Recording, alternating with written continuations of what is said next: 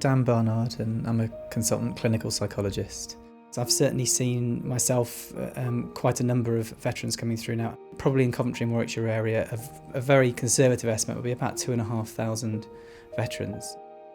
One particular area that people struggle with is around adjustment, finding it very difficult to overcome the transition from leaving the military and sometimes, certainly with the people I see, leaving in quite difficult circumstances and then navigating really the transition into civilian life.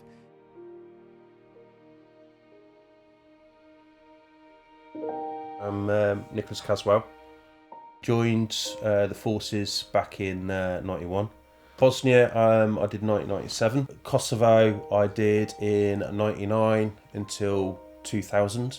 Sierra Leone 2000 until 2001. Afghanistan 2010 till 2011. Got medically discharged 3 months ago due to medical grounds with PTSD and depression, which I'm obviously having the help at the moment through the NHS. Joined the armed forces back in 91, so I was about 18 and enjoyed every bit of it, going around the world, serving my country and giving back a lot of what the country did for me and serving my purpose. But the majority of my PTSD is from being abroad on operational service. I struggle every day of my life. I remember the time coming back from Afghanistan. I was only in the UK for a week and I just wanted to go back out to Afghanistan. The main problem coming back to this country is that you get lost. And when they told me I had an honourable discharge, I basically burst out into tears because I thought that's my life. That's everything that I worked hard for. It's just gone just like that.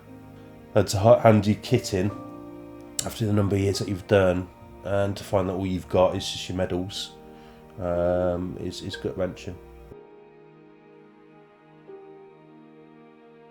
I was very violent, got arrested by the police, drinking heavily.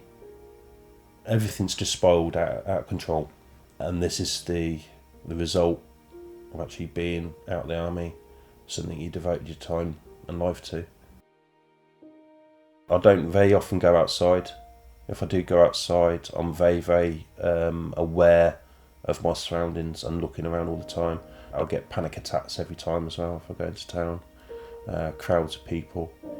Fireworks, bangs, absolutely don't like it. I no longer have things like jelly babies because having jelly babies always gives me a constant reminder of Kosovo from the masquerades, because I had jelly babies and I could smell something rotting, and it was the masquerades that we were going through. So having something like that just triggers things off.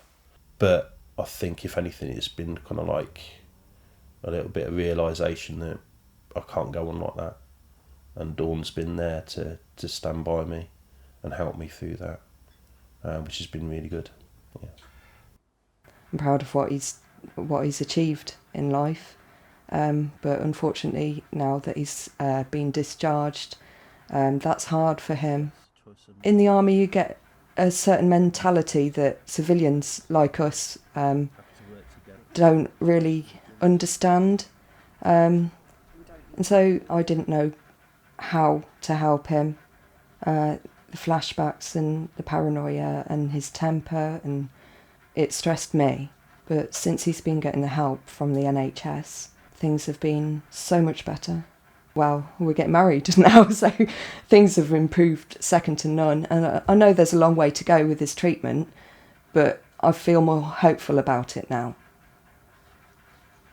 Everything that's happened to me, it's all been pending. So Dr. Barnard and myself are working very, very hard together to try and create a file to put them away. Obviously, there's going to be things the rest of my life which I'm going to experience and struggle with, but if I can take away a lot of the problems that I've had, then my life should be a little bit better than what it has been. Opinion of the NHS now, I think they're actually getting to grips with exactly the problems that we've got with regards to the veterans. There's not enough done for veterans. I was very, very ignorant towards it because of the Dr. Barnard that I was seeing. That you don't have a clue. You're a civvy. What's the point? If I was talking to another squaddy, he'd understand.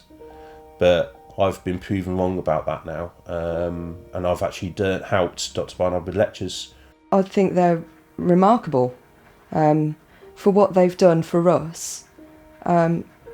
It's incredible because obviously Nick didn't get that much support from the army, and the NHS have been absolute stars. I'm so thankful to them, because I don't know, without his therapy, I don't know where we'd be. Future plans at the moment, I can't do a lot with regards to work because obviously my illness that I'm having. But I want to do something. I haven't got a clue what. My experiences, all my qualifications I've got 4 pages full of qualifications.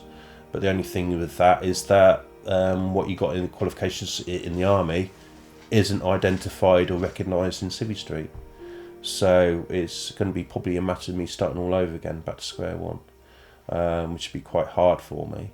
But I definitely want to go back into work. There's something I don't like doing is being at home, doing nothing. I've been active for a lot of my time in my life.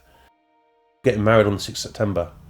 It's going to be a medium-sized wedding, but we've planned it for the last 2 years now. She's been through tough times with me, but I found my perfect woman. Definitely.